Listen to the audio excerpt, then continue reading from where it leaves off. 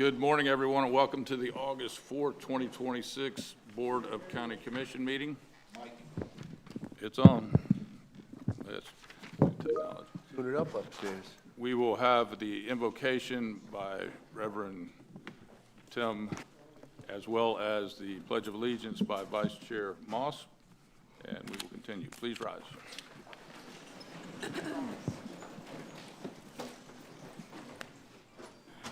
Thank you for the opportunity to join in prayer today. Let us pray.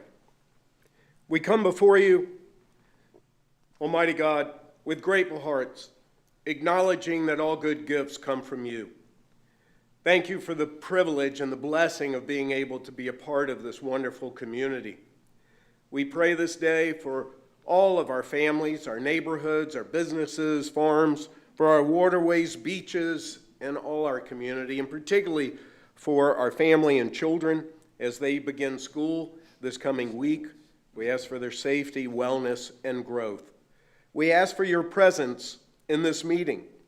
Grant our commissioners wisdom in their discernment as to what is right, as to what is just, and allow us all to know that the greatest among us are those who are humble enough to serve. We thank you for our commissioners who are willing to serve, willing to care for our community. And we ask that as they make good decisions, that we would follow and continue to grow our community in strength and stature. We pray particularly for our first responders, law enforcement officers, firefighters, healthcare workers, teachers, military personnel, and all of those who serve this community. Grant them peace, grant them protection, and grant them your grace. All this we pray in your name. Amen. Amen. Thank you, Reverend. Beautifully said. This Friday, August 7th, is National Purple Heart Day, in which we give special recognition to troops that were wounded or killed in combat.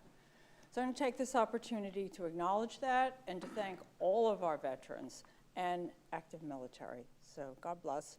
And please join me in the pledge. I pledge allegiance to the flag of the United States of America and to the republic for which it stands, one nation, under God, indivisible, with liberty and justice for all.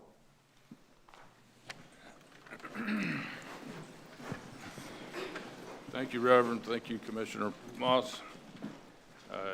Just so everyone knows, we will be taking a pause at 10:30 if the meeting goes that long to attend the funeral of one of our fallen firefighters. God bless him and his family, for sure. That brings us next to any additions or deletions, commissioners, of today's agenda.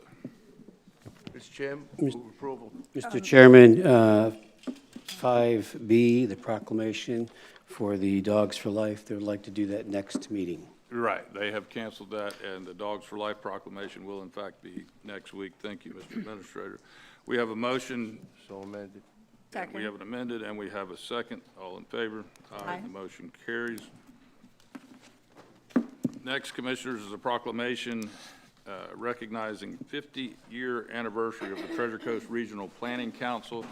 And just so you know, the Treasure Coast Regional Planning Council is utilized by virtually every municipality on the Treasure Coast, to include Palm Beach and the counties. And Commissioner Adams has that honor of reading the proclamation. It is an honor. Tom, you want to come on up while I read the proclamation? This is a proclamation celebrating the 50th anniversary of the Treasure Coast Regional Planning Council. Whereas the Treasure Coast Regional Planning Council, TCRPC, was established on August 19, 1976, through an interlocal agreement among Indian River County, Martin County, Palm Beach County, and St. Lucie County to address issues of regional importance. And whereas Indian River County is a proud member of the Treasure Coast Regional Planning Council and has benefited from its leadership in fostering regional collaboration and coordination. And whereas for 50 years, TCRPC has brought together elected officials and regional leaders to address complex challenges affecting the Treasure Coast region and to promote cooperation across jurisdictional boundaries. And whereas TCRPC provides valuable programs and services including urban design and town planning, economic development, transportation and land use planning, emergency preparedness, natural resources planning, and administration of the Brownfields Revolving Loan Fund Program. And whereas, through these efforts, TCRPC has supported sustainable growth, environmental stewardship, economic vitality, and regional resilience for the benefit of its member counties and municipalities. And whereas, TCRPC has served as a trusted partner to Indian River County, providing technical assistance, planning expertise, and a forum for addressing regional issues and opportunities. And whereas, the year 2026 marks the 50th anniversary of the Treasure Coast Regional Planning Council, representing 5 decades of dedicated service to the region. Now therefore be it proclaimed by the Board of County Commissioners of Indian River County, Florida, that the Board of County Commissioners hereby congratulates the Treasure Coast Regional Planning Council on the occasion of its 50th anniversary and commends its longstanding service to the Treasure Coast region. Adopted this 4th day of August 2026 and signed by all 5 county commissioners.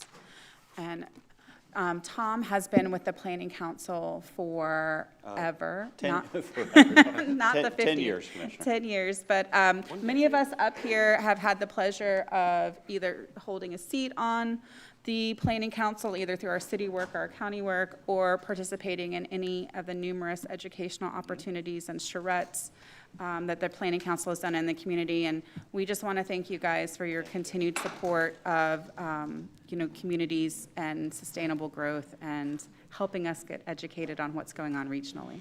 We appreciate Thank you, it. and I appreciate it very much. I'm happy to represent your Regional Planning Council here today. And it's been a wonderful partnership with Indian River County over the years, all the different opportunities you've given us to help the community and interact with you all. So really appreciate it, and we're happy keep on going, all right? So, Thank you, 50 Tom. more. thank you. 50 more to go. Yes, yes, Mr. sir. Chair? Yes. And Did you want to, what do I do? come on up and we'll take a picture? Here? Yeah, right up there in front. There used to be like. We need to put a star on it. We need to put a star on it. Yeah. Yeah, I know. That's kind of what I expected, that they would force the rewrite, but that would be nice. Closer, guys. A little closer. Thank you, Tom. Thank you, thank you. Thank you very much. Comes bearing a gift. Oh, So this is for our 50th anniversary. No, thank you. thank you. Thank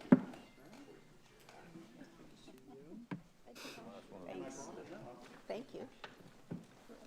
I'm gonna say that when I was Liberty County Attorney, the regional missed. planning was our plan, because we had that. Yeah? We do that for, Thank you, Tom. I got a little collection of this. Commissioners, moving on, we have the approval of the minutes. It's, we last met, we have a volume of minutes. I will entertain motions to Mr. Chair, Commissioner Fletcher. move approval for the minutes reflected in item 6A, 6A, 6C, and 6D Delta. Second. We have a motion, we have a second. We have any further discussion? Hearing none, all in favor? Aye. Commissioners, next items are informational items that hopefully you've received electronically and you've had an opportunity to read them at your leisure. Any discussions on any of the informational items? Hearing none, that brings us to the public comment. Agenda-related matters, anyone in the public that would like to speak to anything that is agenda-related? If not, you will have the opportunity to speak about anything at all at the end of the meeting. Seeing none and hearing none. Commissioners, that moves us to the consent agenda. I will, yes, ma'am. I would like to speak On what matter? on the Gifford community, That would be at the end. okay? Thank you. Commissioners, we have the consent agenda in front of you. What is your pleasure?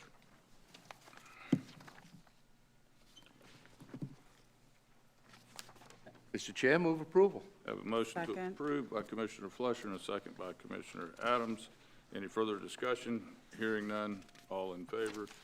Aye. And the matter Passes unanimously. That's quite a bit.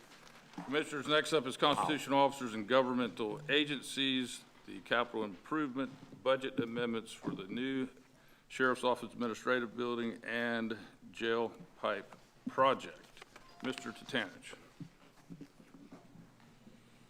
Sir, I'm going to turn it over to Amy Cooper, the CFO for the Indian River County Sheriff's Office. Thank Good you, morning. County Administrator. Good morning, Chair. Good morning, Commissioners. Pleasure to see you.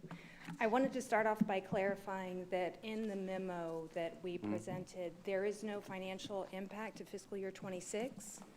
There are no budget amendments that are being asked for fiscal year '26. What we were trying to do is be proactive for fiscal year '27 with, as you know, the standard process of the CIE submissions. We submit in October, it's reviewed and approved in January. That's the standard process. With our new building administration and the jail pipe project, we're expecting those to be substantially, if not fully completed, prior to your all's review of this and approval of the CIE in January of '27. So we're attempting to be proactive by coming to you for the budget amendment for the two projects for the increased cost. I am here from the agency. Deputy Chief Kent Campbell was supposed to be here as well. I do have with me Angie Vitter with MBV and Nick Enns with Wharton Smith, should you have any questions related to the new administration building project, specifically the drainage pipe increase that we've submitted. And then I have William Downey with Florida Plumbing and Todd Thompson with Thompson's Remodeling, if you have any questions about the jail repipe chase project. So we're happy to answer any questions you may have. Commissioners, any questions on the CIE of the Sheriff's Office? I don't know if this is a question for Amy or for staff, but I'm confused. You're asking for a budget amendment for the budget that hasn't been passed yet?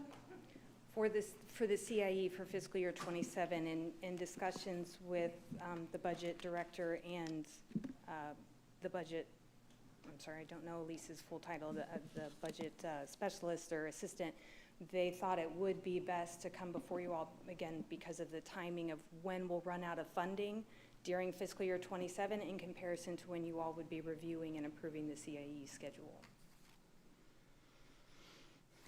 Okay. I mean, makes that sense. just What that I- doesn't seem to make sense. Right. What I understand, Commissioner Adams, is certain dollars of the CIE weren't moved forward. So now we are going back to make sure that those are accomplished. Separate and distinct is the improvements in the jail, which we have documentation, in fact, that they discovered more Issues. whatever, needing help, Deterioration. rot, if you will, in the pipes and whatnot. I think the primary concern today is the CIE, and I've spoken with the administrator on that. He would like to offer some clearer light on that. I think what they're seeking to accomplish is just advise the board, and we will make the appropriate adjustments in the upcoming CIE. But there was some inadvertent omission on the carryover, and it looks like if in the backup documentation that the jail, or excuse me, that the administration building is 12.7 million, but in actuality, when you do the carry forward that was inadvertently omitted, it really is actually 20.4 million, not including the additional 2.2 million related to the drainage improvements that were a condition of the Indian River Farms Water District permit that needed to be completed. And then as it relates to the jail pipe chase project, from my reading of this, is, well, there was funds allocated to this project, it's in the CIE, that, and you can correct me if I'm wrong, there was another omission in the budget of $400,000. It wasn't included. But since then, with having engineering go out and look at, and do what they had to do, because they were advised by the farms that certain culverts and the drainage systems were not operating properly, but they issued them a permit to move forward with their admin building. They subsequently worked on the project from an engineering standpoint, and once they got the engineering design and everything approved, the amount came into the tune of about $2.2 million. And so they are advising us, and we will, I think to her point is that prior to the CAE approval, so maybe it's really amending the current CAE, if you will, versus next year's CAE, because we won't be taking up next year's CAE until like December, January. So the point being is that she's just trying to advise us, and we can amend the current CAE, which reflects these expenses for beginning on October 1st. Would that be is correct? correct? Yes, sir. Is that better and make it, I'm not sure it makes it more palatable for the board, but I'm just saying, I mean, understandable? it makes more procedural sense Yes. because you can't amend something that hasn't been approved. Otherwise, you just So my approve recommendation would be something to that's different. amend sorry about that. To amend, short enough. Amend the current CIE to reflect these expenditures appropriately in the future years, which would be for next year. Mr. Chair? Yes, sir, which, by the way, I don't know that has ever been done, but yes, sir. No, and it is unique, but once again, at this project, just to give the analogy that where do we change the line at the 50-yard line? So once again, to get the sheriff to be able to complete this project, and listening to the county administrator as well, I think it's most appropriate to approve as requested so that we can move this forward and have the placeholder for the funding. I have a motion, I'll second that. Discussion is also that keep in mind that that facility as well as the jail belong to the county, belong to the taxpayers. So we may not be having as extensive discussion if this was a library or a swimming pool. So I'm proud to second that. We have a motion, we have a second. Do we have any further discussion? Hearing none, all in favor? Aye. Aye. Motion passes unanimously. Thank you for your time. Thank you all. Commissioners, that brings us to the first of 4 public hearings. This involves housing services.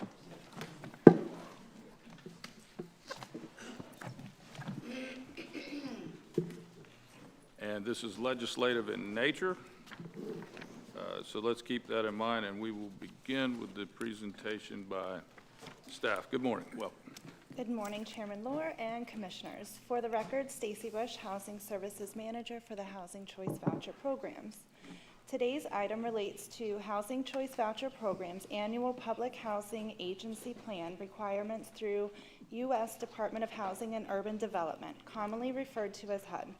Indian River County Housing Services is classified by HUD as a qualified public housing agency because we administer fewer than 550 combined vouchers and maintain a high performer designation under HUD's Section 8 Management Assessment Program, or CMAP. Our most recent CMAP score was 96%.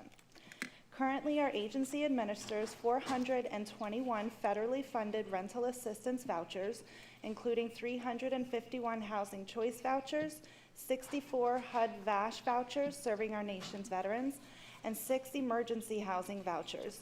We are especially proud that HUD recently awarded Indian River County 5 additional HUD VASH vouchers, allowing us to expand housing assistance for veterans experiencing or at risk of homelessness. As a qualified PHA, our county is exempt from submitting a full annual PHA plan. However, HUD still requires the agency to complete the annual public participation process, including a 45-day public review period, a public hearing, and submission of the Civil Rights Certification Form HUD 50077CR.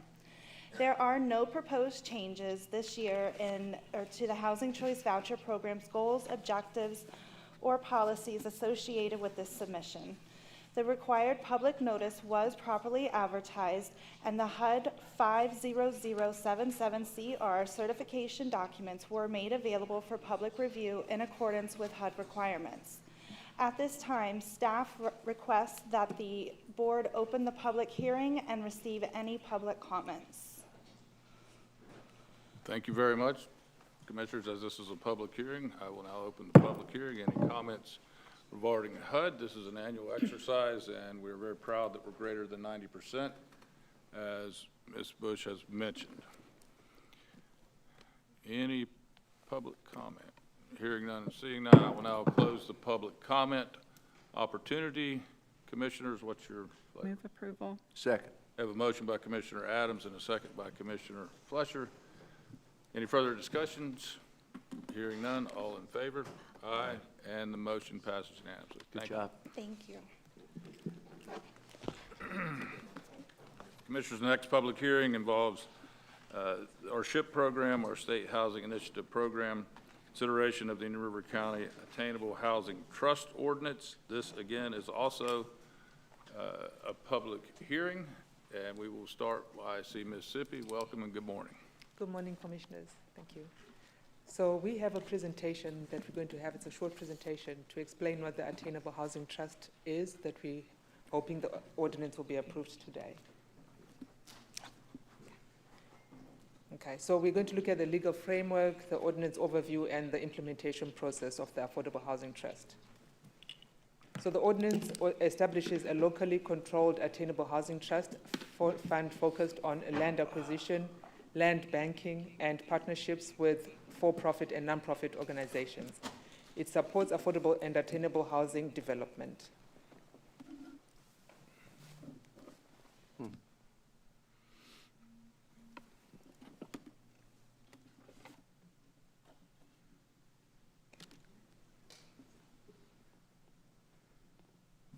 Thank you.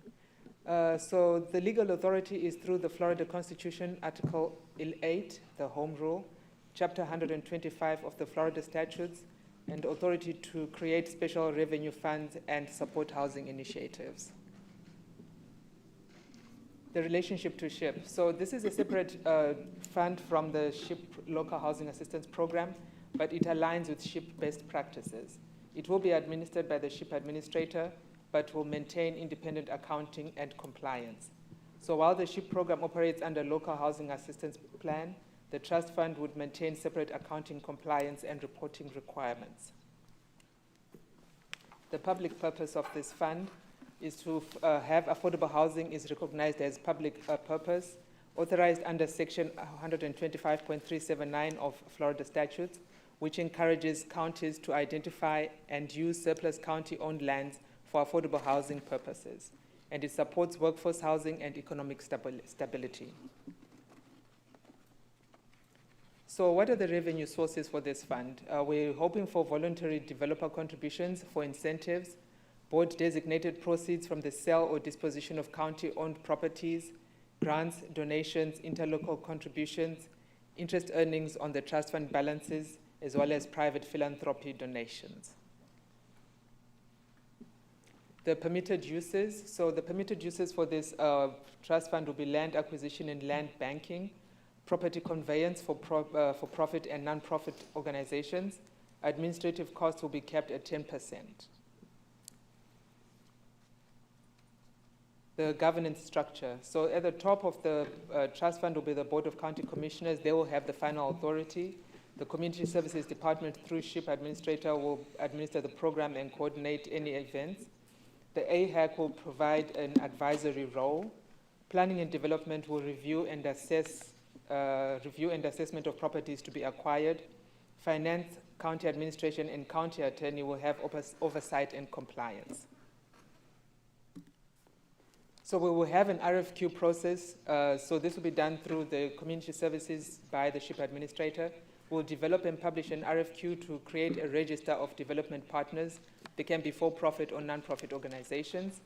The AHAC will review the RFQ and make recommendations for eligible development partners to the BOCC. And then the BOCC will approve eligible development partners to be added to the register. So this will be done on an annual basis. But once you've registered, you can be on the register. I think it was for 5 years. The disposition process. So we do have a workflow for the disposition process where the property becomes available through either foreclosure, code enforcement, donation, or purchase.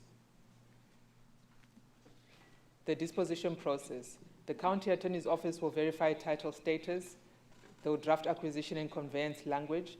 Planning and development will evaluate location, zoning, infrastructure viability, assess development feasibility. The county attorney's office will secure BOCC authorization to purchase or accept property and will record county ownership. Planning and development will then classify property as surplus and designate for attainable housing. The ship administrator and community services will schedule to meet to present available properties to the AHAC. The AHAC will offer available properties to partners on the register of ranking by highest scoring agency. Procurement and ship administrator will then coordinate the property conveyance through the following BOCC approval. Affordability controls. So there will be recorded affordability covenants, income limits and compliance requirements, long-term affordability protections. So this will be a 50-year lien so that it remains affordable for the 50 years. The developers will be responsible for ongoing compliance following conveyance. Risk mitigation. So this helps the county avoid construction and lending risks. It limits county exposure to land transactions, uses established governmental functions, and ensures legal and financial safeguards. We also have financial controls through a special revenue fund and compliance with Florida statutes. What are the safeguards? The BOCC retains final authority, recorded affordability covenants, annual compliance reporting, limited county financial exposure. In conclusion, so this will minimize county risk while maximizing attainable housing impact. It will support long-term affordability goals. It will encourage public-private partnerships. At its regular meeting on May 27th, the AHAC voted unanimously to recommend that the Board of County Commissioners approve the draft ordinance to establish an attainable housing trust. And that's all we have. Thank you, Sippy. So, Commissioners, this is actually another tool, if you will, for our toolbox. It is a trust that allows us, like other counties and municipalities, to have a mechanism in place. For example, if someone would like to, like Commissioner Ehrman, when he retires, donate $100,000 for affordable housing, we will certainly accept it. Everything. And we will put it in the trust, and it will be policed as if we do the current SHIP program. So we're very proud of that. Commissioner Adams, I know you have experience in this as well. With that, we will now open the public comment for this matter as it is legislative in nature. Any comments about this fantastic program that previously did not exist in the county? Hearing none and seeing none, I will now close public comment. Commissioner Fletcher. I just want to say that Commissioner Ehrman just said that I was retiring before him, so I might want to set up my commitment as well. And we'll take a look at that. Motion to approve.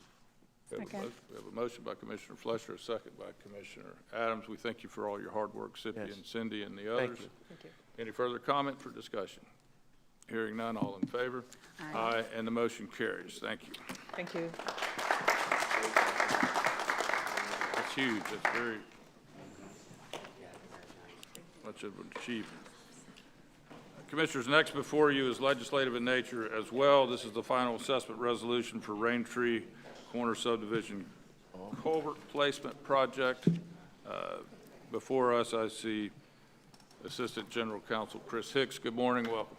Good morning, Chairman. Good morning, Commissioners. We are here for the final resolution hearing on Raintree, as you stated. If you recall, we've been here a couple other times setting some rates, setting the project, and happy to say the project is almost done.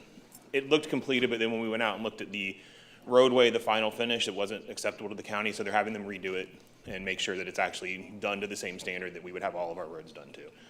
And according to Ron, that should be done in the next few weeks. They're working on it now. But we are here to set the rate, to have the final resolution, and it's staying the same as it was last time we were here, and we're asking the board to open up for public comment and then approve it afterwards. Thank you. Anyone, we'll now open the meeting for public comment with respect to Raintree. Anybody has any questions or concern, please state your name and address for the record. Good morning. Good morning, and thank you all very much for your service. I'm pleased to be here, and I appreciate the opportunity to address you all. I have given a written copy and asked for it to be record. I'm here, my name is Sherry Epstein. I'm a resident of Raintree Corners, and I reside at 1106 54th Avenue in Vero Beach, and thrilled to be a member of our community. The Raintree Corners subdivision property owners are here today to make public record and communicate to the board that it is our desire to challenge and dispute the fiscal responsibility of the replacement and enlargement of the culvert infrastructure. And the dispute is basically regarding enlargement at the intersection of 12th Street and 54th Avenue, and I'll give you 4 pointers as to what we're disputing, if you will. The property owners of Raintree Corners are requesting to establish a mutual drain doctrine and a public purpose under Florida's common law doctrine of mutual drains. If the public infrastructure relies on this culvert to prevent localized road flooding, the county cannot shift 100% of the financial burden to private landowners. We challenge the right-of-way and demand a review of what, if any, of the original 34 feet of culvert pipe sits on the public versus private land. In addition to that, we are requesting a cost-sharing agreement where the county absorbs a percentage of construction cost and materials matching the public water volume that is managed down 12th Street in Indian River County. In addition, the cost of the larger size of the culvert is a clear benefit to the county, which also increased the scope and the cost of the project. We request that Indian River County insure the culvert against future accident, damage, liability, and destruction, and we are asking that Indian River County take into consideration full responsibility of maintaining the culvert, something that has never been discussed and is of concern to the residents. In addition, we are requesting Indian River County to ensure the remaining items on the punch list are completed and held to the highest standards. Let the record reflect, as this gentleman noted, the roadway entrance is not completed. It is less wide. It is not to code currently. The road surface collects puddles of water. It's not draining properly. There is leftover debris and unfinished work to be repaired along 12th Street where the contractor vehicles and mechanical equipment damage the road surface and the surrounding areas. I will not bore you all with more verbiage. I have a closing statement that I just want you to be aware of. It's all in written form and, as I mentioned, filed. In conclusion, as residents of Indian River County, we wish to give the Board of Directors and their representation every opportunity to rectify the lack of communication and ownership of the issue they work to resolve. We want to clearly state the residents of Raintree Corners have come here in the spirit of compromise. We await to hear the percentage of responsibility that the county agrees falls under Florida's common law doctrine of mutual drains, acknowledging and assigning a percentage of public water volume that is managed down 12th Street, therefore benefiting the control of water flow in Indian River County. Thank you for including this into the meetings, and I greatly appreciate your consideration. I am a full-time employee, and I had to take time away from a brand-new job, so I really appreciate it. Well, we thank you for your time. Any further discussions from the public? This is a public hearing. Hearing none and seeing none, I will now close the public hearing. Commissioners, before you is the final hearing, I believe, specific, General Counsel, to the taxing issues, not specifically to the outstanding construction. Correct. The project is not closed out until that construction is repaired and done to the standard that we require all construction to be done to. Correct. And I also believe, Mr. Administrator and General Counsel, that the assessments have been made and are currently being processed for the tax bills. Well, this would set those assessments. The initial ones were made and we sent the projected, if the board approves it as it is, they have been sent to the tax collector and the property appraisers, but they're not final until they're approved today.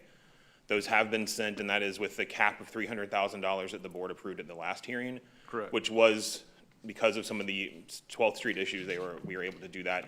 I will point out that the culvert sizing is completely up to Indian River Farms, as is ownership and control of all of the canals in our county that we're dealing with. This is not county property.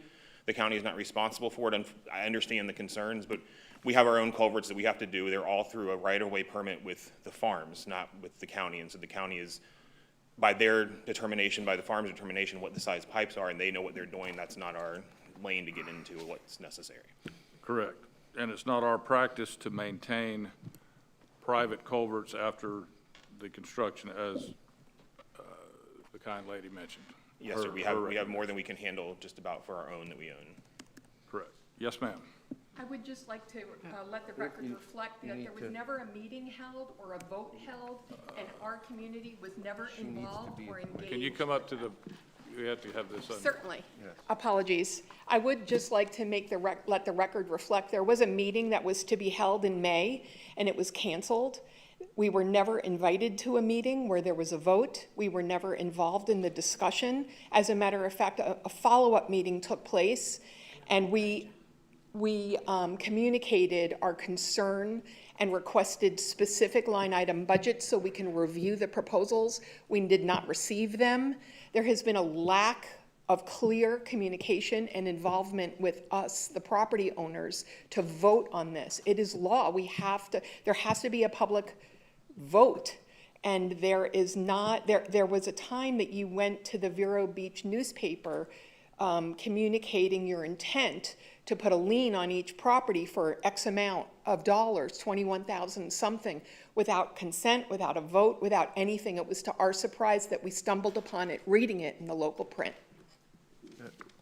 I believe early on, there was a consensus by the residents. In fact, I think Mr. Hicks has documentation where the residents, I believe, signed off. No, there's no signature by any resident. The financing. resident that you're referring to that was took lead on communication, his name is Joel Molinari. He's been traveling, so he's delayed this morning. His flight was delayed. Joel Molinari, at no point, at every point, communicated our community was not in alignment and requested a meeting and specifically a vote. And at no point did any person sign off or agree to the project, just for record. Just here to back it up. We have no. If you'd like to speak, name and address for the record, please. Mary Wolanowski, 1006 54th Avenue. And all of us, we never made a contract. The county and Shenandoah contracted alone, didn't tell us anything. We were out of it. Now we're supposed to pay 2/3 of the project, and they pay 1/3. And they went into it with Shenandoah, who has never done this kind of work before, and we weren't told. This was, we had no idea how, what the deal was with the company that they picked. Nothing was said to us. And so now we're responsible for 2/3 of the project with, I think we should have to pay 1/3 of the project.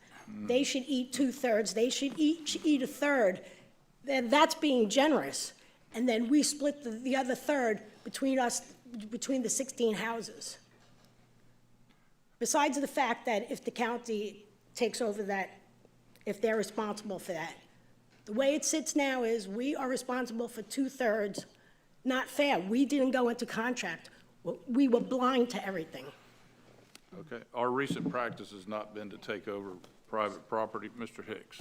Just Right, and for I clarity, understand this that. started with the resident's request with a signed document from every owner that was provided by Mr. Molinari, but we had a hearing last August where multiple people, Excuse me.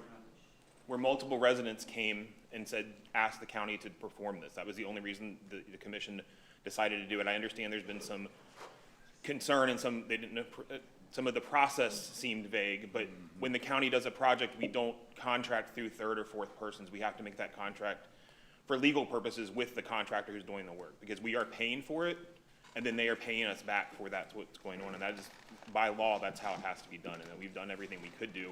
We had a meeting in May with the residents, and I understand that they still have concerns, and I understand that. We've done our best to keep costs affordable.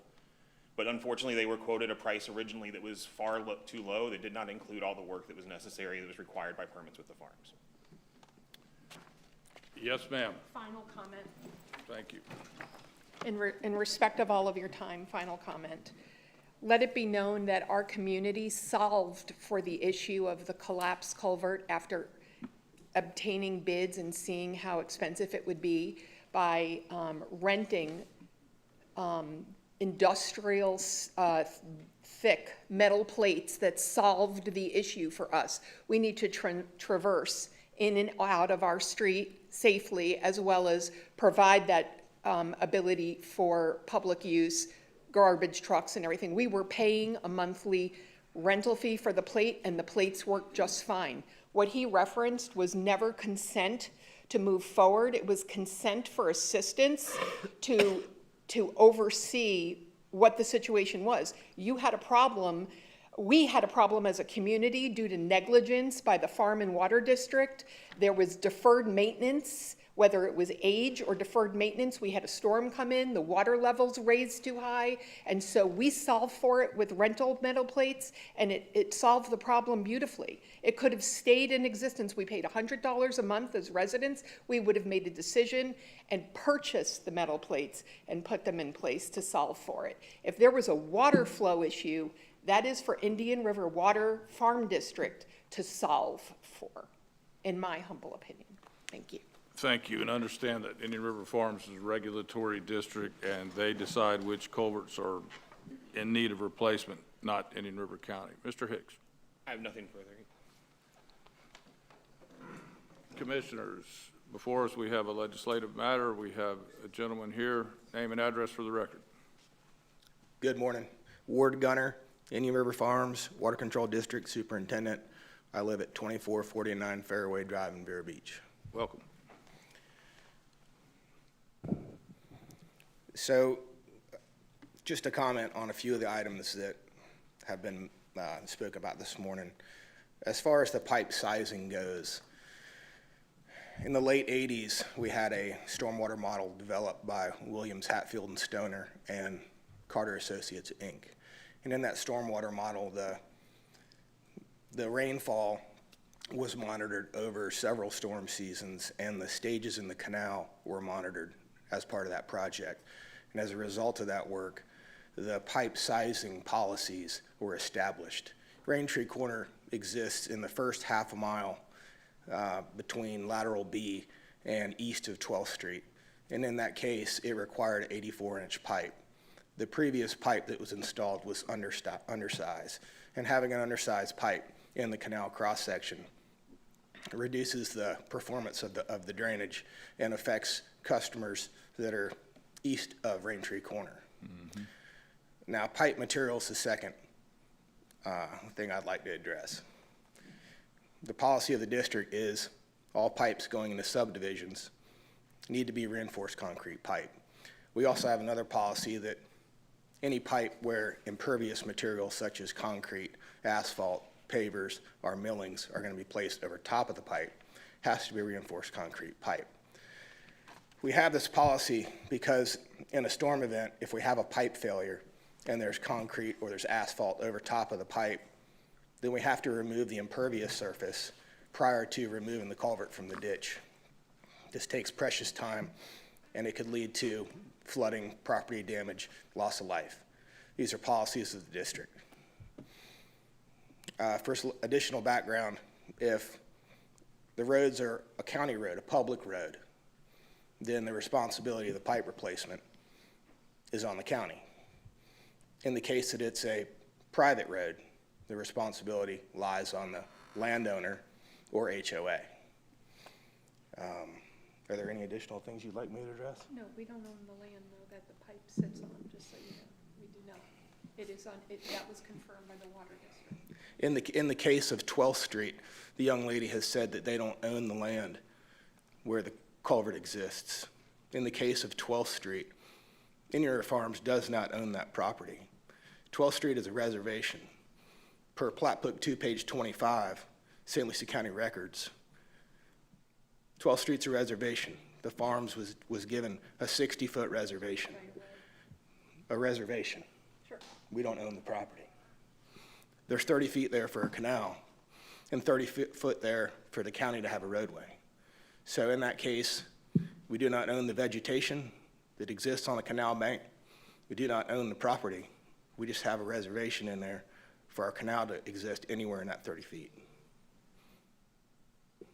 Understood. And also know that, as Mr. Gunter mentioned, the closer you are to the relief, the larger the diameter of the pipe, and as it goes east, it gets smaller. And that, as indicated by his statement, that in fact was not the case when it was put in decades ago. So Commissioners, what we have today is to decide something that is separate from the issue that the kind lady has brought up. That will be handled directly with Ms. Schuler and Mr. Hicks, but today's objective is to approve what has been discussed at least 3 other meetings. Commissioner Flusher. Mr. Chairman, I realize that this is a tremendous financial imposition, but looking at the facts and knowing how much time council has spent on this in different arenas, and the fact that, again, during the presentation, we heard that the metal plates were a fix. The metal plates are a temporary fix. They're never intended to be a permanent fix. So we have to take that out of the equation. And if the piping on private property was improper or in failure, we have an obligation to move forward according to the Water Control District's assessment. I appreciate the presentation by Mr. Gunter because it clarified why we're here. And we have openly discussed this before the commission in a previous matter. With that, Mr. Chair? Yes. Motion to move. Second. We have a motion, we have a second. Motion by Commissioner Fletcher, second by Commissioner Ehrman. Any further discussion on this topic? Yes, sir.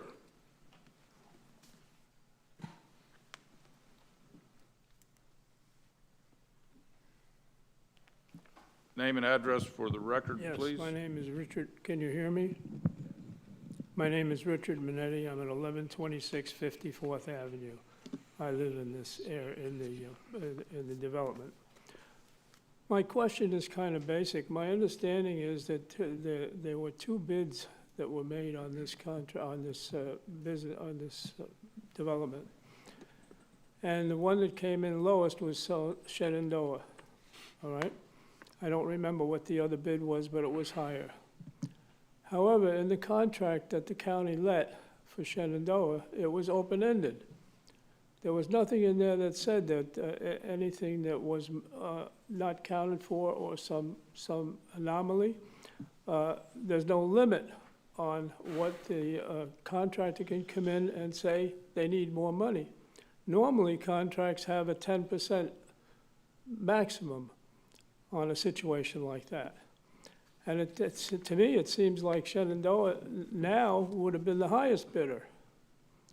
So how do you guys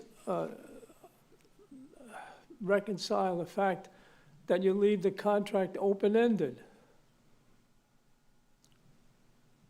I mean, there was nothing in the contract that said any anomalies that come up can be agreed to on both people, but the maximum amount of increase is no more than 10%, which is the normal that's done in a lot of contracting that I've been involved with. Understand that, sir. Also understand that the county has skin in this particular game in the form of public benefit.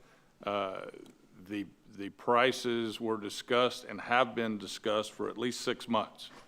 And now that the project is complete, we're hearing that. Again, today's item is to move forward administratively. The items that the kind lady brought will be handled in a separate venue with our attorneys. And if, yes, sir. And just for clarity, because that came up, that the bid did go up because of some unknown conditions on the bids.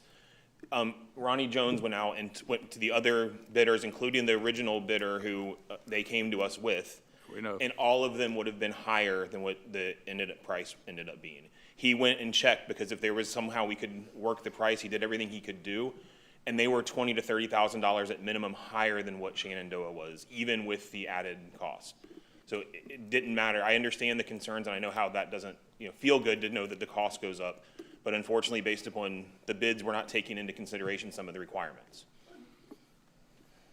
Well, it still seems to me that any contract should include a maximum amount that can be changed after the bid is made. Unforeseen. I mean, because this smacks to me, when I look at this information, it smacks to me as Shenandoah low bid with the idea that they'd come in later and get more money because it was open-ended.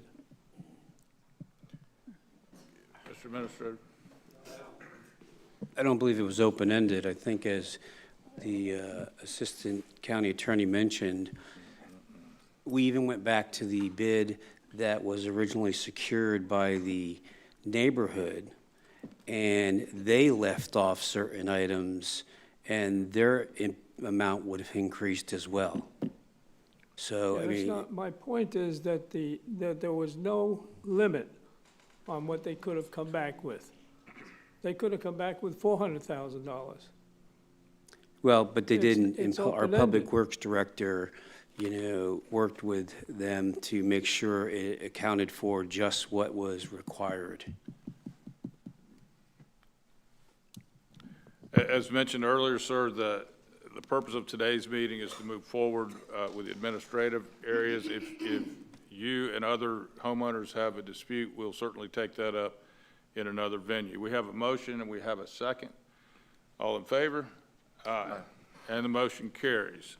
Thank you, Mr. Hunter, and thank you, residents of Raintree.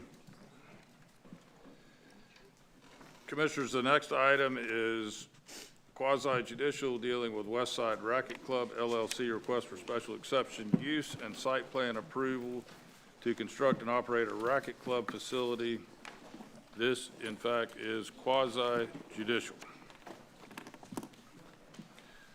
The parties of this proceeding are Indian River County, I see Mr. Stoll present, and Westside Racket Club, which is, in fact, the applicant.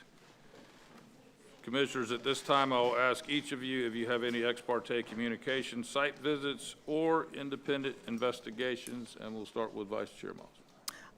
Thank you. If it counts as an independent investigation, I watched the videos of the planning and zoning meetings. There were 2 regarding this matter. The first being on May 14th, which went for 32 minutes, and the second meeting was June 11th, which went for 46 minutes, and I watched both videos in their entirety. And I have nothing else to declare. Commissioner Adams. No. Myself is no. Commissioner Fletcher. None that I'm aware of. None that I'm aware of, sir. This time, we will confirm that commissioners have an open mind and are able to base their decision on the evidence presented by the applicable law. Can and will. Can and will. Can and will. Can and will. Can and will. This time, we will open the public hearing, and we will ask our clerk to swear in any witnesses that may testify in this matter. Do you swear or affirm to tell the truth, the whole truth, and nothing but the truth? That's a first. Do we have an applicant here? We do not, Commissioners. Okay, welcome. Welcome, staff, and proceed. Good morning, Commissioners. I'm Kelly McKinley, Senior Planner for the project. Before you today is Westside Racket Club's special exception use request and site plan approval request to expand the existing facility with the intent of restoring it, as well as providing additional enhancements. The special exception use will cover all 4 phases, however, only phase 1 is in for site plan approval at this time. The additional phases will then subsequently be approved at various meetings. The subject parcel is 6.9 acres. It's located east of 43rd Avenue Southwest, north of 6th Lane Southwest, and it is located south of 5th Place Southwest. Currently, the property is developed with a small existing bracket court building and 8 tennis courts. This is an aerial site showing with all the proposed phases what the site will look like. This is the phasing plan. The white indicates that it is going to restore the existing 8 tennis courts, construct the 4 new paddle courts, associated site improvements, utility, stormwater, parking, and landscaping. The green will restore the existing roughly 2,400 square foot clubhouse and construct 2 additional paddle courts. Phase 3, the pink, will include the pool house as a clubhouse amenity and construct 4 pickleball courts. In phase 4, the blue, will construct 2 additional tennis courts. Again, this is showing the overall site layout once all 4 phases are completed. There is going to be a full access driveway that connects directly to 5th Place Southwest. The stormwater is mostly located along the southern part of the project. It does wrap around between the asphalt parking and the proposed stabilized parking with a swell to aid in the drainage. It's pretty impressive. The landscaping plan requires a 20-foot thoroughfare plan buffer along 43rd Avenue Southwest. A 30-foot wide type B landscape buffer is required around the other 3 perimeters. There are additional foundation plantings that are required around the pool and the existing clubhouse building. Improvements and other conditions. Tennis clubs in the RS3 zoning district must adhere to the specific land use criteria in section 971-40 subsection 9 of the county land development regulations.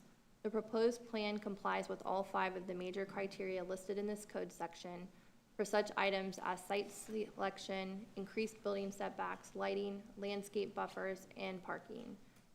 Staff was required to publish a legal advertisement in the paper. We sent out notifications by mail to the property owners within 300 feet of the site, and we also posted a sign at the project site.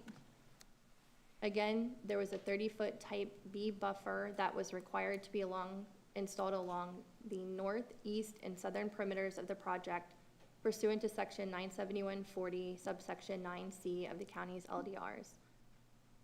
A 20-foot wide thoroughfare buffer road was required to be installed around the western perimeter of the property pursuant to section 971-40, subsection 9C of the county land development regulations. It is important to note that in the staff report, I incorrectly referenced that the land special exception use criteria cited for land development section 971-05 subsection A through D, when it should have been land development section 971.05, subsection 7, A through G. So the correction is from A to D to A through G. At the PZC meeting, the Planning and Zoning Commission at the regular meeting on June 11th, 2026 voted unanimously to record approval of the special exception use in phase 1 site plan approval for Westside Racket Club with the conditions recommended by staff with one additional condition.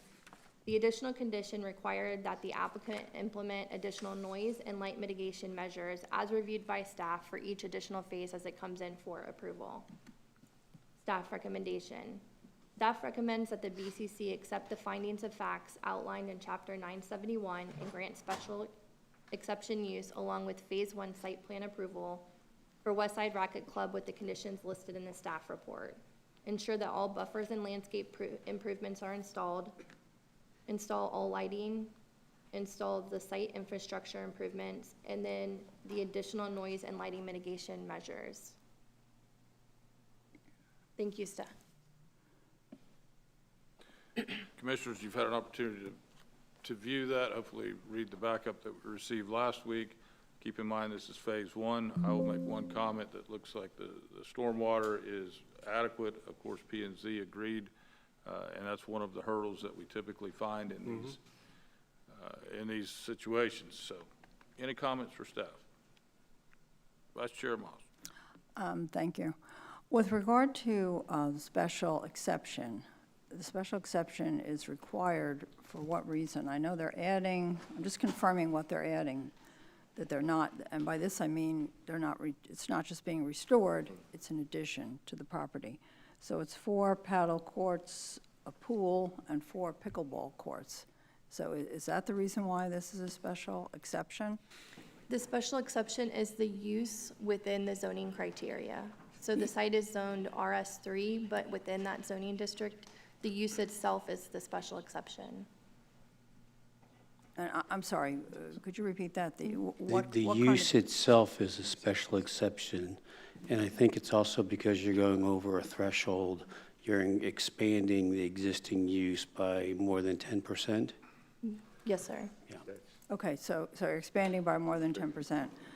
So, well, my concern is, yes, the noise, lighting, but also traffic, because we're being asked, once we, if should we approve the special exception, and Phase 1, there's Phase 2, 3, and 4, which, it's my understanding, do not come back to us, and also do not come back to the Planning and Zoning Commission.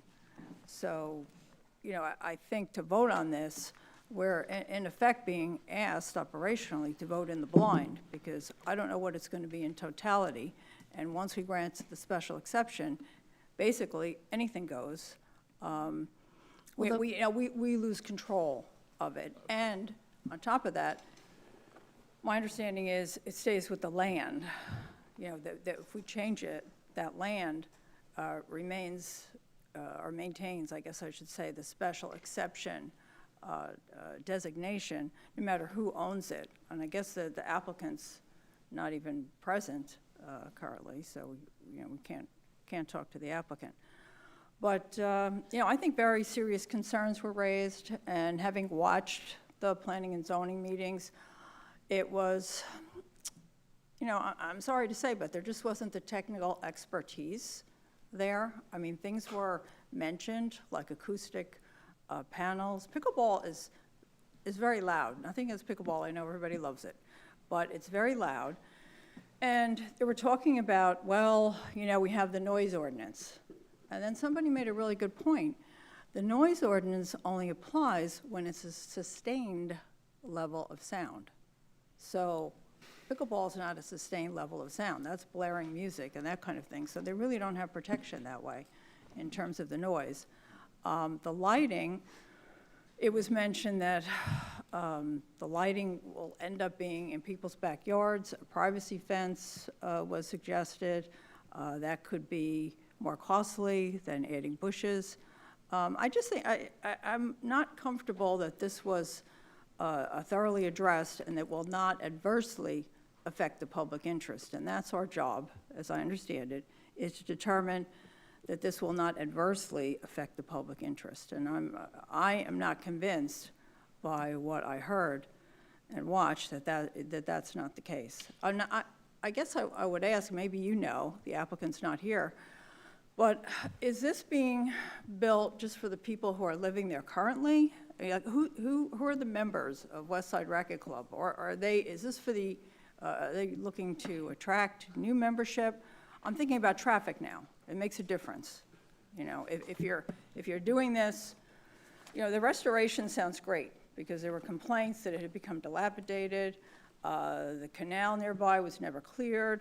The road already is in poor repair, and guess what? There's a failing culvert. We just got done talking about failing culverts. We really want to go there again? So, you know, there are a lot of concerns. Maybe you can address some of them. I really think the applicant should have been here today.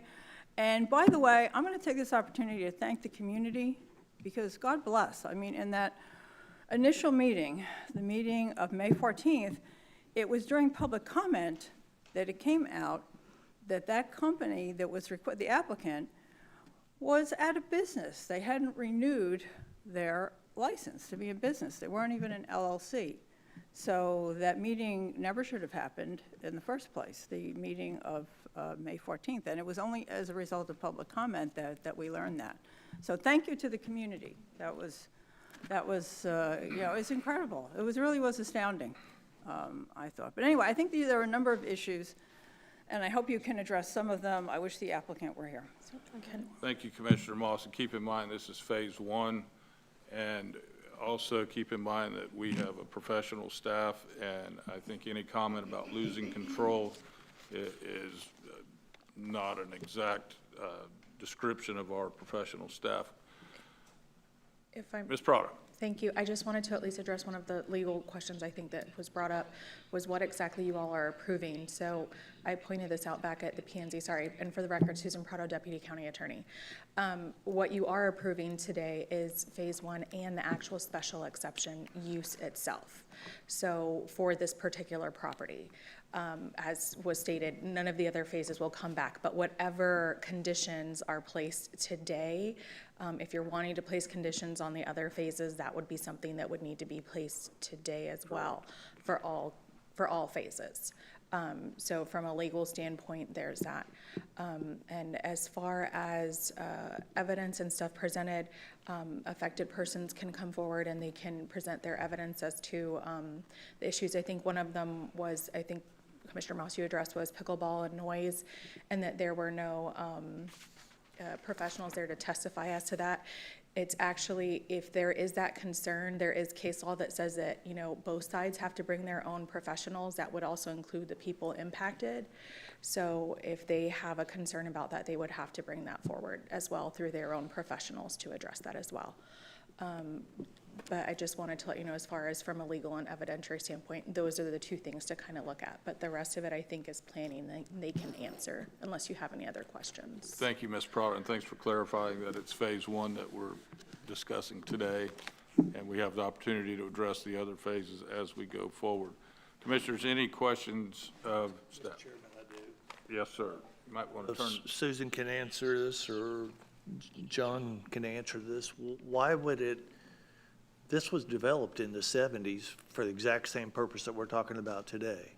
It was developed with tennis courts, had a pool, had a clubhouse that was used for many years. It survived probably until the 90s. And then, then it kind of took a downturn. I think it got sold, took a downturn. Why is there, did the special exception go away, or whether there never was one? It was just allowed back in the 70s? Do we know any history of the zoning part of it? So none of that changed, Commissioner. The difference is now they're coming in to expand, and the expansion is what requires it to bring it back before the board. Anything over that 10% threshold, which is what they are proposing, is what triggers that. Okay. That's a good point. But commissioners do understand this has always been what it's always been. It's nothing different. It just went silent because it had no ownership.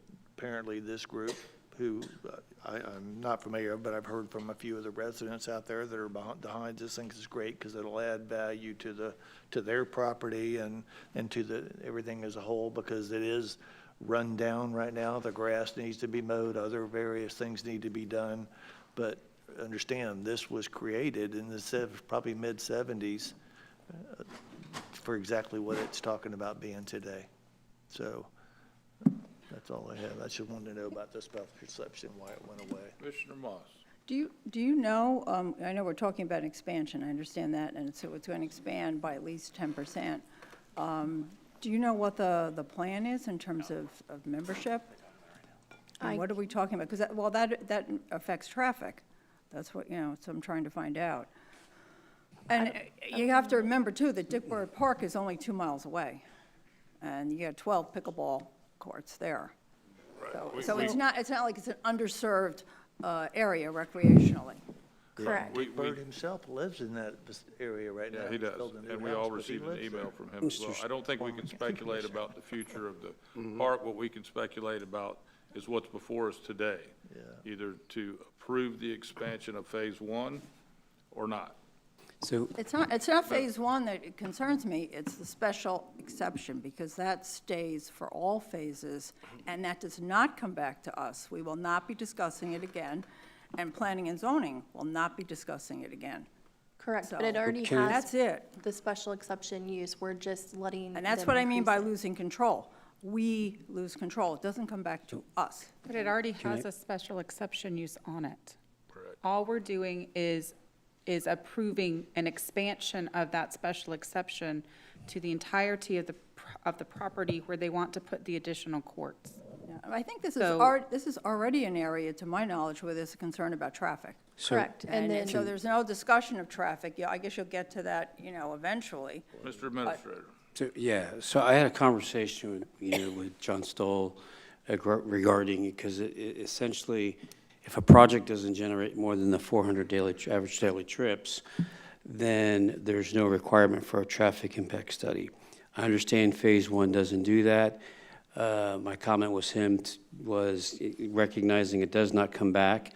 Maybe we look at it cumulatively, and that we do require at some point in the future a traffic study, because otherwise you're practically evading the traffic study provision if each phase, oh, no, we're under 400, oh, we're under 400. So maybe that would be something, and maybe John can comment on that. That would be, because you are allowed to, as the agenda item noted, the Board of County Commissioners may recommend reasonable conditions and safeguards necessary to implement, safeguards to mitigate impacts and ensure compatibility of the use of the surrounding areas. So that might be a reasonable one to say, yes, we want a traffic study that accounts for all phases.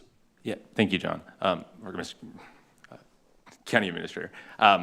John Stoll, Planning and Development Services Director. So the traffic studies will be cumulative. I did confirm that yesterday. So as soon as they have a use that kicks them over the 400, we'll require a traffic study. So Phase 2 will likely kick into a traffic study at that point.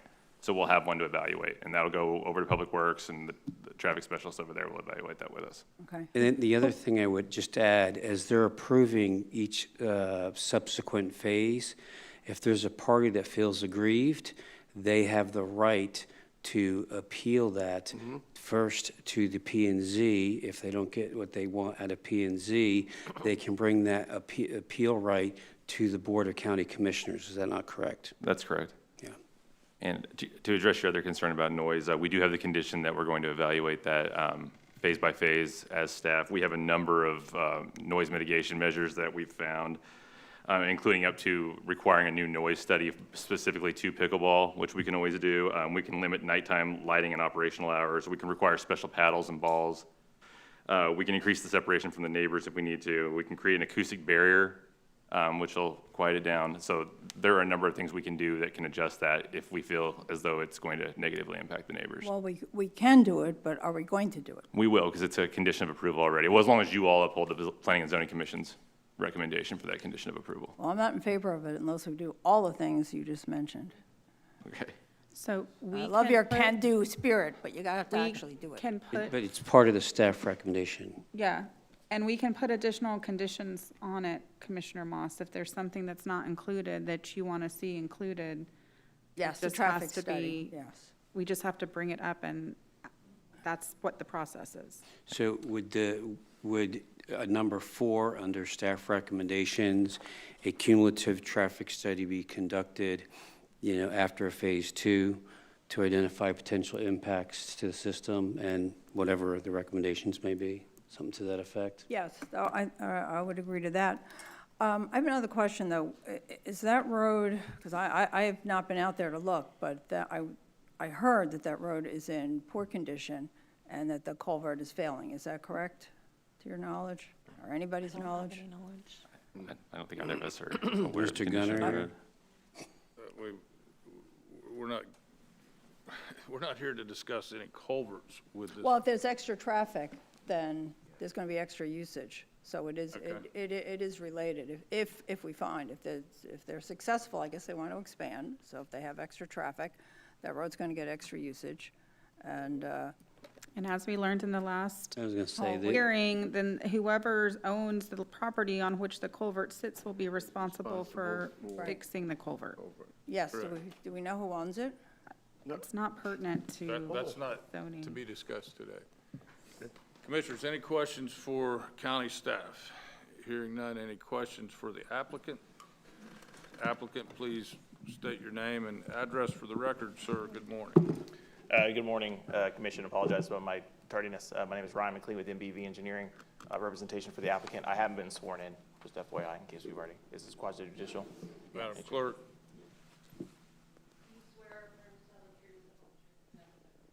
I do. Yeah, any specific questions you guys have, I can easily address at this time, whatever seems fit. Commissioner Moss, do you have any questions for the applicant? Well, if you were here, you heard what I said. And if you have Okay. any comments, I'm happy to hear them. If echoing what I just heard, obviously, planning and zoning brought forth the norms, noise and lighting considerations, and put them in conditions of the recommendation for approval. This was an existing facility from the 70s. Like, obviously, we're just bringing forth the special exception approval to maintain that. The site carries the facility, just FYI, facility predates the subdivision.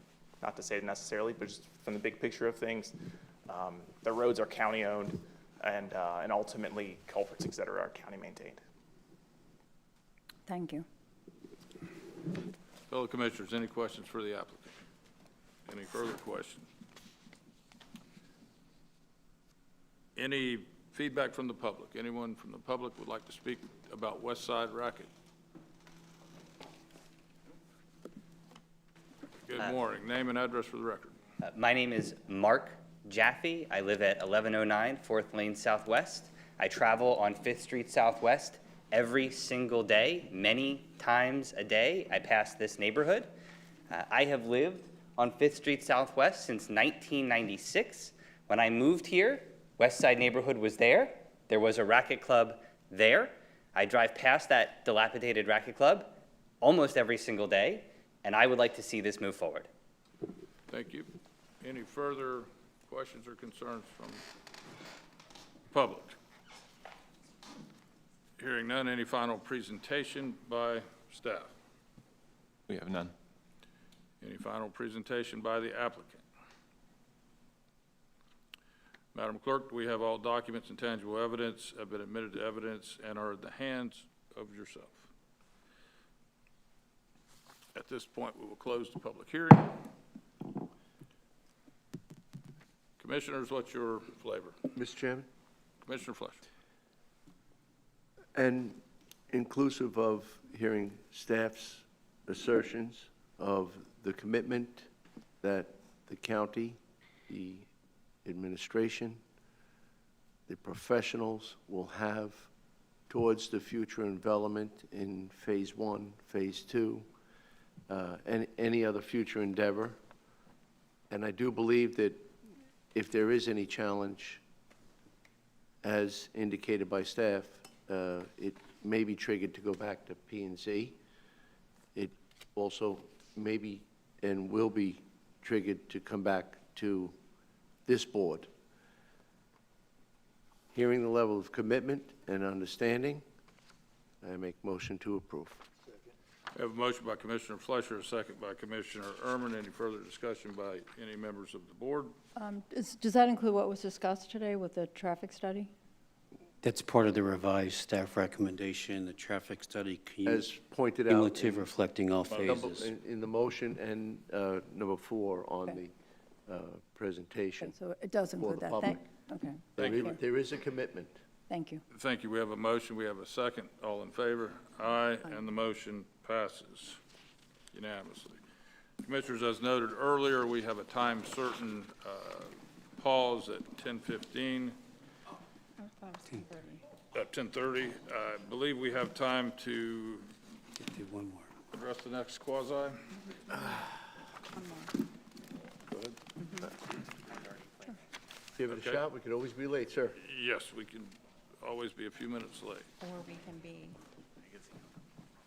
Correction. This is the county's business. Commissioners, before you now is another quasi-judicial hearing involving the rezone of approximately 10.4 acres from RS3, single family, to RM3, multiple family residential. This is a quasi-judicial proceeding. All parties proceeding here are Indian River County and Ms. Valerie Pape and William Wagner, the applicant. Commissioners, please disclose any ex parte communication, site visits, or independent investigation that you may have had. Commissioner? None of which I'm aware. None. None. None that I'm aware. At this point, we will confirm that each commissioner has an open mind and able to base their decision on the evidence presented by the applicable law. Commissioner Moss. Can and will. Can and will. Can and will. I can and will. Can and will. This time, we will open the public meeting, and we will ask our clerk to swear in any witnesses. Please rise.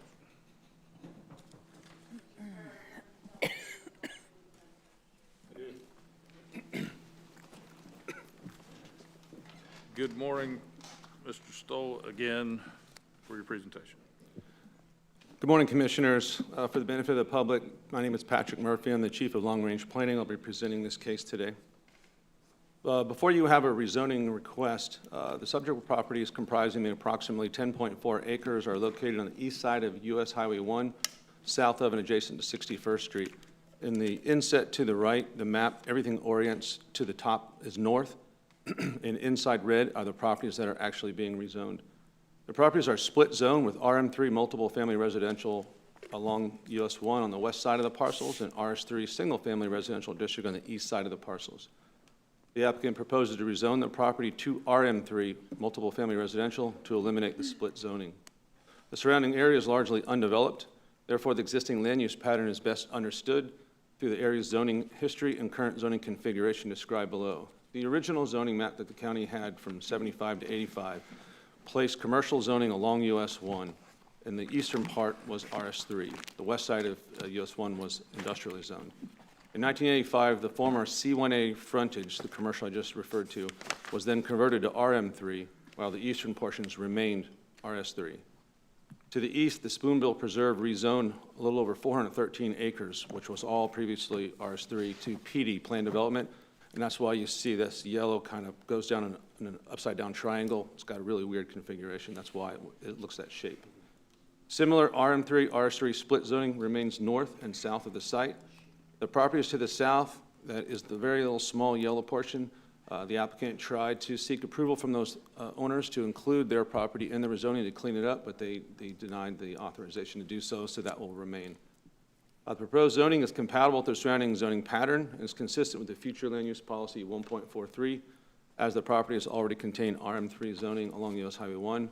It fronts a major arterial corridor and is located east of commercial industrial node. The rezoning would eliminate the split zoning of the property and would not create would create RM3 zoning surrounded by single-family zoning on all sides. The current zoning of RS3 and the proposed zoning of RM3 both allow a maximum of 3 units per acre, so there's no increase in commercial density, or residential density.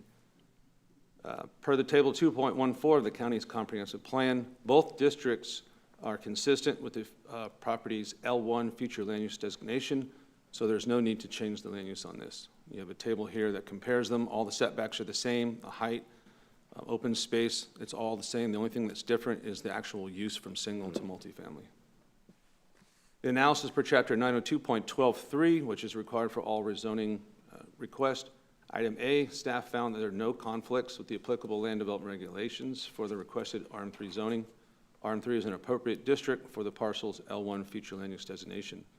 Item B deals with various comp plan elements that are used to evaluate rezoning. The proposed rezoning is consistent with all elements of the comprehensive plan and aligns with policies 4.1, 2.2, 1.11, 1.12, and 1.43. Item C deals with compatibility. The proposed rezoning is consistent with existing and planned land uses in the area. The subject property has a future land use designation of L1, which allows residential development of up to 3 units per acre, and RM3 is an implementing zoning district under this designation. The request does not change the use or density of the property, but allows for a different housing type. Item D through K, staff found no inconsistencies with these standards of review, specifically as it relates to the county's thoroughfare plan, roadway level of service, environmental conditions, public services, natural resources, compatibility, or compliance with county plans. Therefore, all the rezoning review criteria of A through K have been satisfied. In conclusion, the requested RM3 zoning district is compatible with the surrounding area, consistent with the goals, objectives, policies of the county's adopted comprehensive plan, consistent with the county's land development regulations, is deemed suitable for the subject property, and is supported by staff.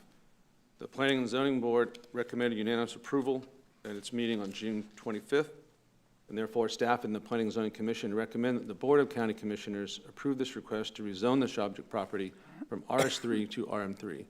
That concludes my presentation. Be happy to answer any questions. The applicant's representative is also in attendance. Commissioners, do we have any questions of staff? Hearing none, is the applicant present? Applicant, please state your name and address for the record. Thank you, Mr. Chair. Pete Sweeney on behalf of the firm MTC Law, on behalf of the applicants. I just want to thank staff, thank the Planning and Zoning Board, and recommend approval by this board, hopefully now to be a nice, cohesive, and developable parcel. Thank you. Thank you, Mr. Sweeney. Any questions for the applicant? Hearing none, any questions or concerns by the public?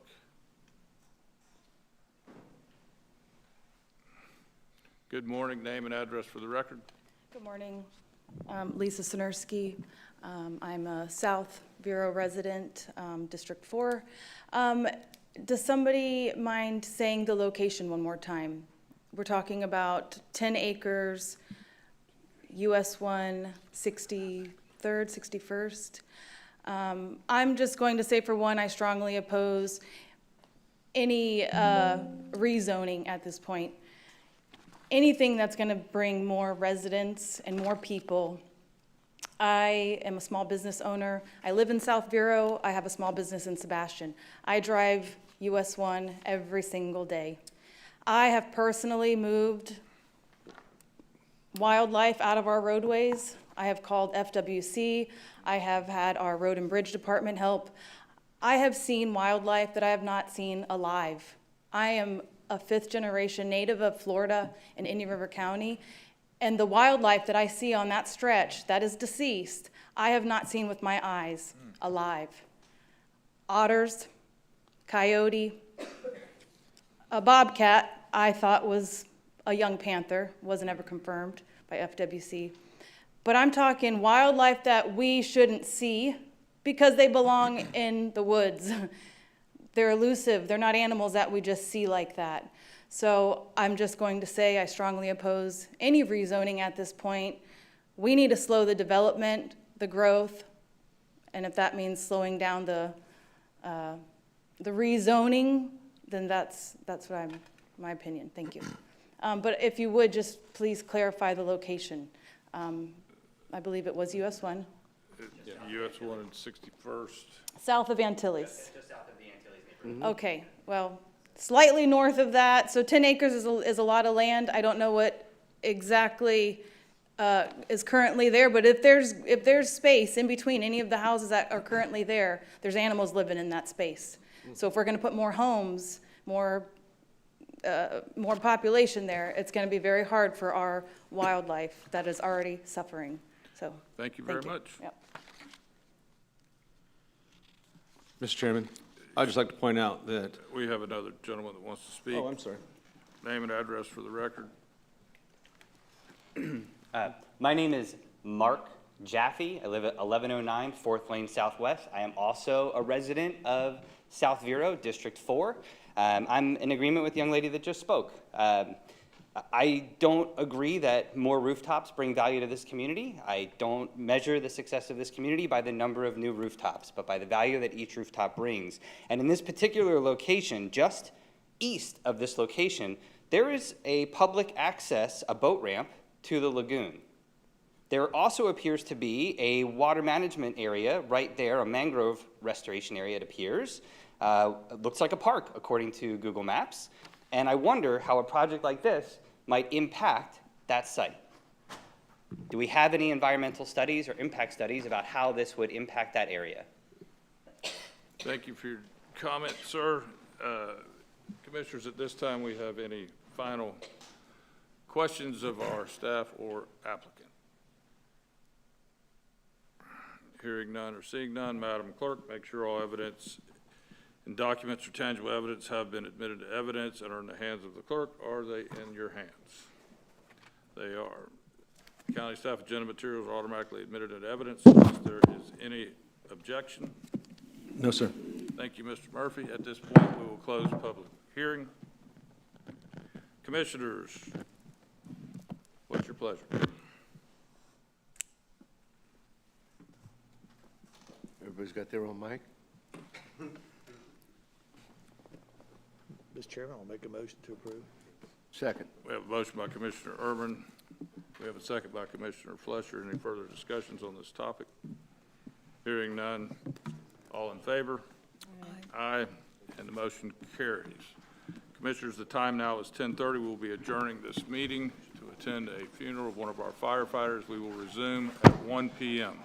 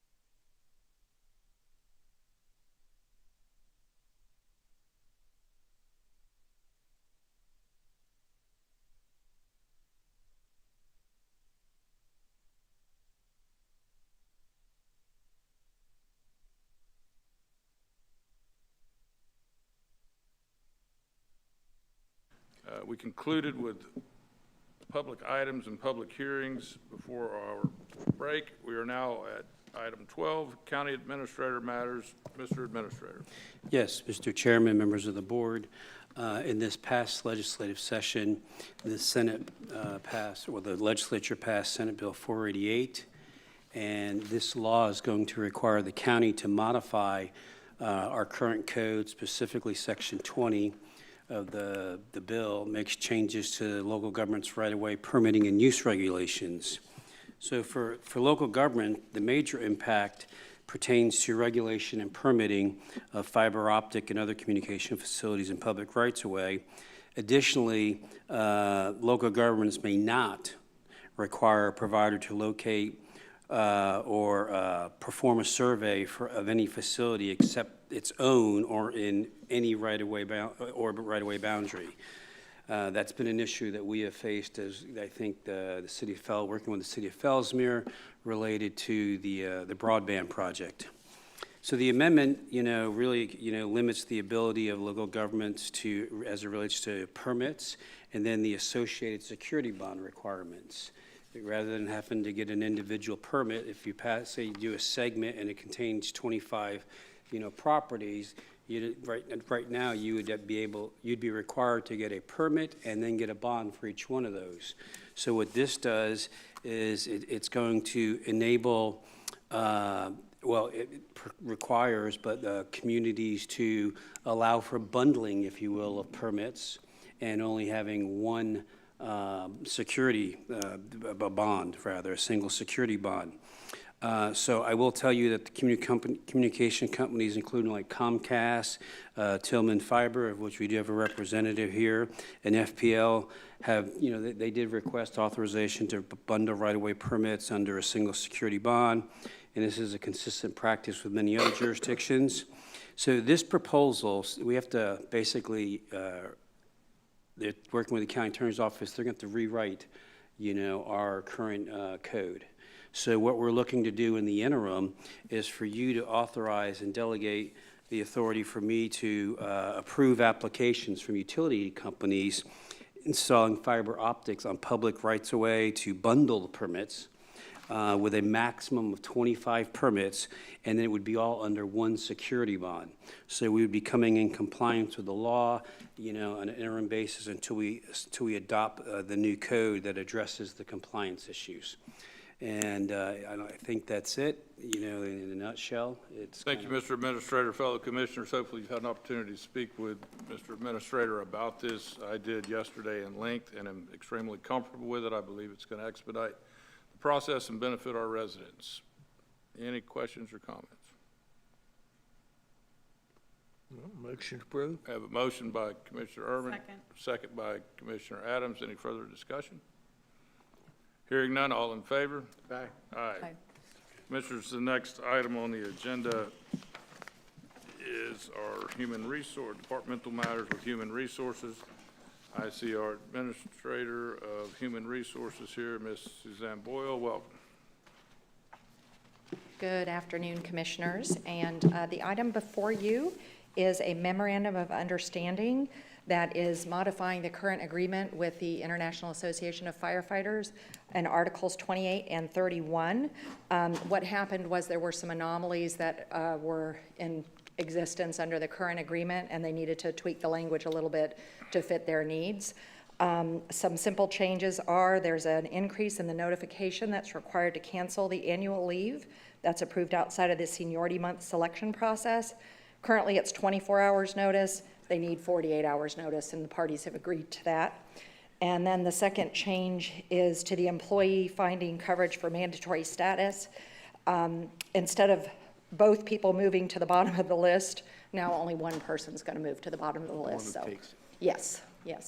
And that's there's no cost. Thank you. Commissioners, hopefully you have an opportunity to review this. I did speak with some associated members about this. It's something that does not cost us anything, and certainly it helps this mysterious thing called morale. Yes. Motion approved. Second. I'll give it to the captain. Yeah, please give it to the captain. The motion to Commissioner Urban, a second by Commissioner Fletcher. Any further discussion? Hearing none, all in favor? Aye. And finally, Commissioners, Thank you. after a long day, Thank it's you. this opportunity for public comment on any non-agenda related matters. Hearing none and seeing none, this meeting is adjourned.